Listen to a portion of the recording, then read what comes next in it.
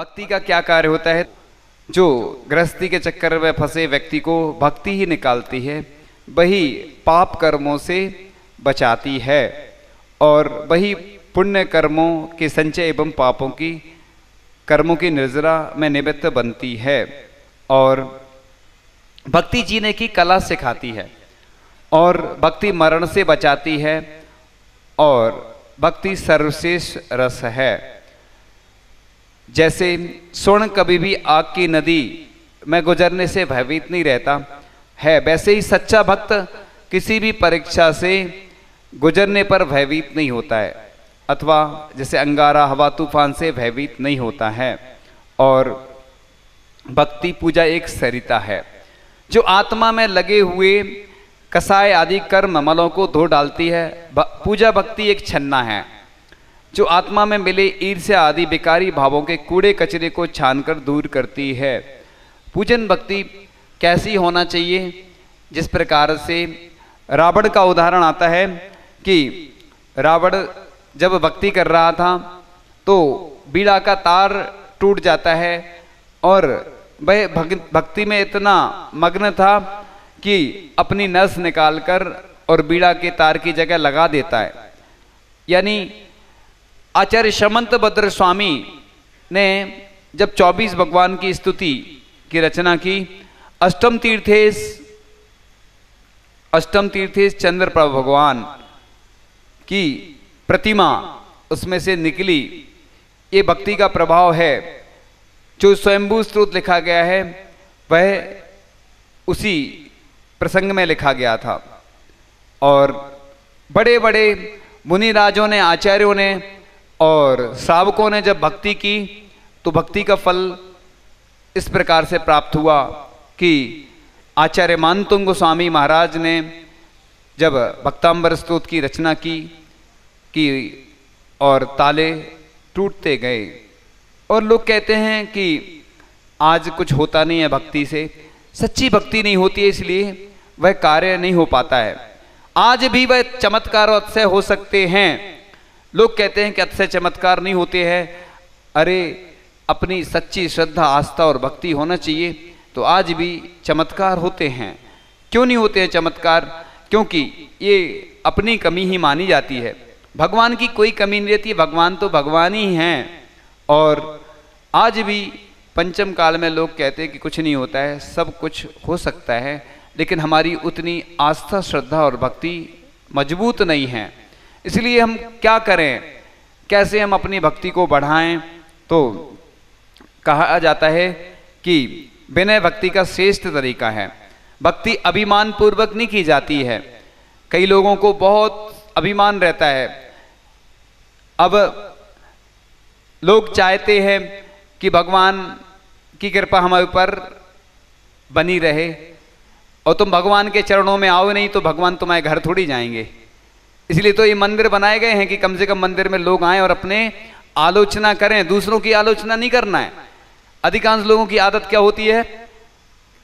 आलोचना तो करते हैं लेकिन किसकी? दूसरों की।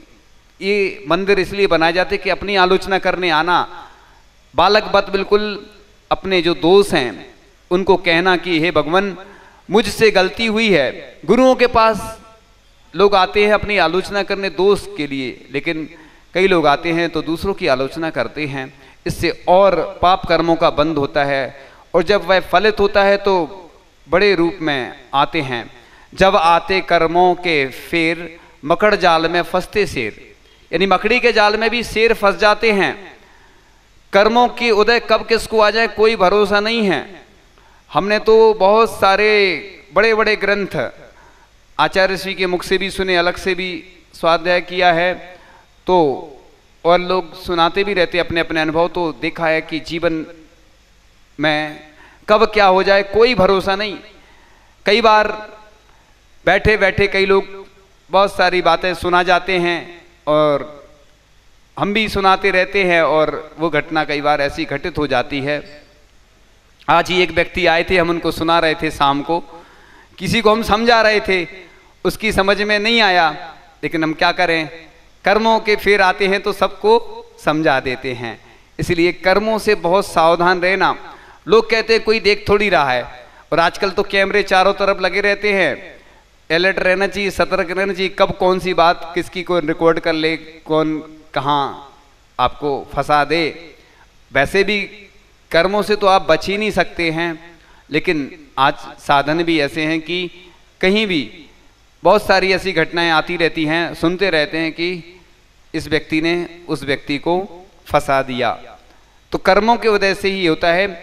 पुण्य कर्म आता है आड़े तो आप ऐसी ऐसी घटनाएं हुई हैं कि लोग बच गए हैं, उस घटना से बच भी जाते हैं कई बार। एक घटना पढ़ने में आई थी कि 20 लड़के थे और आपस में शर्त रखी कि देखो एक व्यक्ति जो लास्ट में बचेगा वो पुण्यशाली नहीं होगा। तो उन्होंने शर्त लगाई कि जो लास्ट में बचेगा उसको हम क्या करेंगे, मार देंगे। और शर्त लगी तो एक एक करके सब बच्चे गए, और पिलर था, एक स्तंभ था, वो छू के आना था, और कहा गया था कि जो लास्ट में बचेगा उसको वहीं रुकना पड़ेगा। और सब बच्चे स्पर्श करके आ गए उस स्तंभ को। लास्ट में एक बच्चा बचा और वह स्तंभ के पीछे छिप गया, क्योंकि अब उसको लगा कि ये लोग हमें मार देंगे। वो आगे नहीं आ रहा था, और वह बच्चा जैसे ही आगे आ गया और वो लोग गए बाकी बच्चे उसको मारने के लिए, और वह स्तंभ गिरा, पूरी छत गिरी, और जो 19 बच्चे थे वो उसके नीचे आके मरण को प्राप्त हो गए। यानी देखो, जिसका पुण्य का उदय रहता है वो बच जाता है, और जिसका पाप कर्म का उदय रहता है वो उसको मारने के चक्कर में खुद समाप्त हो गए। 19 बच्चे उसके अंदर आ गए उस छत के नीचे, और जिस बच्चे को मारने की सोच रहे थे उसका जीवन बच गया। तो व्यक्ति का जीवन कब क्या हो जाए, क्या घटना घट जाए, जीवन में कभी भी कोई भरोसा नहीं। इसलिए हमेशा सबके प्रति अच्छा सोचेंगे तो अच्छा ही होगा। एक बार एक महिला जा रही थी, बूढ़ी माँ थी, जंगल में जा रही थी, और जंगल में जा रही थी तो क्या हुआ, अचानक एक घोड़े वाला मिला, और घोड़े वाले से माँ ने कहा, बेटा हमारी पोटली ले जाओ और आगे वाले गांव में छोड़ देना। घोड़े वाले ने टाल मटोल कर दी और नहीं ले गया वो। और बुढ़िया को ध्यान आया कि अरे अपना सबसे कीमती सामान तो इसी पोटली में है, और अपन दे रहे थे उसको अनजाने व्यक्ति को। अनजान व्यक्ति को कभी भी कोई अपन सामग्री ऐसी नहीं देते हैं जिसको जानते नहीं, पहचानते नहीं। और अचानक घोड़े वाले को ध्यान आया कि अरे अपन ने मना कर दिया, उस पोटली में कुछ तो होगा, सोना चांदी धन आदि, और अपन ने बहुत बड़ी गलती कर दी। तो घोड़ा वाला सोचता है अभी कुछ नहीं बिगड़ा, अपन तो घोड़े से हैं, चलो वापस चलते हैं। और घोड़े वाला जैसे ही वापस आता है और कहता है कि माँ जी वो पोटली दे दो, पहले हमारा मन नहीं था, फिर हमें ध्यान आया कि अब वृद्ध हैं और कैसे ले जाएंगी, तो अब हमें दे दो। तो बूढ़ी माँ ने कहा कि जिसने तुम्हें बता दिया उसने हमें भी बता दिया। किसने बता दिया? किसने बता दिया? मन ने। यानी पहले उसके अंदर भी बुरे विचार नहीं थे माँ के अंदर, और उस घोड़े वाले के अंदर भी बुरे विचार नहीं थे। जैसे ही उसके अंदर बुरे विचार आए तो माँ के अंदर भी ये बात आई, अरे वो ले जाएगा, तुम क्या कर रही हो, गलती कर रही हो। तो ये मोबाइल जो चलता है ना सिस्टम, भावनाओं का भी संप्रेषण होता है। यानी अपन लोगों के बारे में दिन भर बुरा सोचते हैं तो बुरा अपना होता है, अपन अच्छा सोचेंगे तो अच्छा होगा। इसलिए भगवान की भक्ति हमेशा लघु बनकर, और प्रभु की भक्ति और गुरु की भक्ति लघु बनकर की जाती है। लघु बनकर की गई भक्ति आनंद अमृत रस देती है, और इसी से प्रभुता प्राप्त होती है। लघुता से प्रभुता मिले, प्रभुता से प्रभु दूर, चीटी ले शक्कर चढ़ी, हाथी के सिर धूल। तो अभिमान झुकने नहीं देता। कई बार कई लोगों के अंदर इतना अभिमान रहता, किसी के ऊपर धन ज्यादा आ जाता है। आचार्य ऋषि ने लिखी है शायद पंक्तियां संभवतया कि दौलत की दौलत जब आती है तो सीने में लगाती है, व्यक्ति अकड़ कर चलने लगता है, और दौलत जब जाती है तो पीठ पर लगाती है। दौलत, इसको क्या बोला है? दौलत माने दौलत, यानी दो लात होती ना उसकी। तो व्यक्ति जब आती है तो सीने पर लगाती है व्यक्ति अकड़ कर चलने लगता है, और जब दौलत जाती है तो पीठ पर लगाती है तो व्यक्ति की कमर झुक जाती है। तो दौलत ऐसी चीज है कि अभिमान आ जाता है किसी, जब पैसा बढ़ता है तो लोगों के अंदर बहुत अभिमान आ जाता है, अकड़ कर चलने लगते हैं, किसी को कुछ समझते नहीं हैं। उनको तो जब समझ में आती है जब कोई उनके साथ घटना घट जाती है, तो फिर अच्छों को हमने देखा है, पहले वो अकड़ कर चलते थे और बाद में स्थिति आती है तो आंखों में कई बार आंसू भी बहाते हैं, रोते हैं, चिल्लाते हैं कि अरे हमसे बहुत बड़ी गलती हो गई, पछतावा होता है। इसलिए पहले से ही भगवान के सामने अपनी आलोचना करें, सरल सहज बने, तो भक्ति अज्ञान रूपी अंधकार रहने नहीं देती, जबकि अहंकार ज्ञान रूपी प्रकाश को टिकने नहीं देता। भक्ति मौत आने नहीं देती, जबकि अभिमान जीने नहीं देता। भक्ति में सुख है तो अहंकार में दुख है, इसलिए भक्ति और अभिमान में दिन और रात में, अमृत और विष में 36 जैसा अंतर है। पूज्य आचार्य श्री ज्ञान सागर जी महाराज ने जैसे ही आचार्य पद का त्याग किया और चतुर्दशी आई, प्रतिक्रमण किया, और पूज्य आचार्य श्री विद्यासागर जी महाराज के पास वह प्रायश्चित लेने के लिए गए, और उन्होंने पूज्य विद्यासागर जी महाराज के चरणों को उठाकर, जैसे बैठे रहते ना, बैठे थे तो उठाकर, और पूज्य ज्ञान सागर जी महाराज ने उनके चरणों को अपने माथे पर लगाया। ये कहलाती है दुनिया की सबसे बड़ी मान को गलत करने की प्रक्रिया, कि सल्लेखना लेना है उनसे। अब आचार्य हम पद हमने छोड़ दिया है, आज तो देखो लोग किसी को कुछ समझते नहीं हैं, इसलिए तो वो महान आचार्य कहलाए कि इतना स्वाध्याय ज्ञान सब कुछ होते हुए भी अपने शिष्य को गुरु बना बैठे, गुरु चरणों में जा बैठे। तो देखो आप, जिसको आचार्य पद दिया, और ये कहलाती है मान कसाय को सबसे कम करने की। ऐसा लिखा है कि लाखों करोड़ों अरबों की दौलत मिलने के बावजूद भी वह बेटा अपने पिता की उतनी सेवा नहीं करता है जितनी पूज्य ज्ञान सागर जी महाराज की सेवा पूज्य विद्यासागर जी महाराज ने की। ये कहलाता है, देखो आचार्य जी इसलिए हमेशा उदाहरण देते हैं कि आज जो भी हो रहा है पूज्य ज्ञान सागर जी महाराज की कृपा से हो रहा है। वो हमेशा गुरु का गुणगान करते रहते हैं। ये कहलाती है सरलता, सहजता और अभिमान को गलत करने की, और गुरु के प्रति भक्ति, और गुरु भक्ति से सब कुछ हो जाता है। इसलिए देव सास गुरु पंच परमेष्टि की भक्ति हमेशा करते रहना चाहिए। हमने पूज्य सुधा सागर जी महाराज जब रामटेक में आए तो हम पहुंच गए एरियापत भक्ति के बाद, और महाराज जी के पैरों में छाले थे, और छालों में हमने कुछ औषधि आदि का लेप किया, और महाराज जी के छाले देखकर हमारे हृदय में भी छाले आ गए। और महाराज जी के पास हम जब भी जाते थे, कभी शाम को जाते थे, कभी रात में जाते थे, चर्चाएं करते थे, बैठते थे, तो महाराज जी बहुत वात्सल्य प्रदान करते थे और अपने संस्मरण सुनाते रहते थे। और हम लोग भी, चूंकि मुनि महाराज के अलावा कोई भी श्रावक नहीं रहता था, तो हम लोग बहुत सारे अनुभव उनसे लेते रहते थे, ग्रहण करते रहते थे, और उनको भी बहुत अच्छा लगता था। और हम प्रतिदिन वैयावृत्ति करते थे, तो मुनि श्री ने कहा कि तुम लोग रोज वैयावृत्ति करते हो, आज हम सबकी करेंगे। तो उन्होंने फिर वैयावृत्ति की और बहुत वात्सल्य दिया, और हम प्रतिदिन सब जो महाराज थे सबका परिचय आदि करवाते थे, महाराज जी को बताते थे उनकी विशेषता, सबकी सब महाराजों की विशेषताएं बतलाते हुए चर्चाएं करते रहते थे।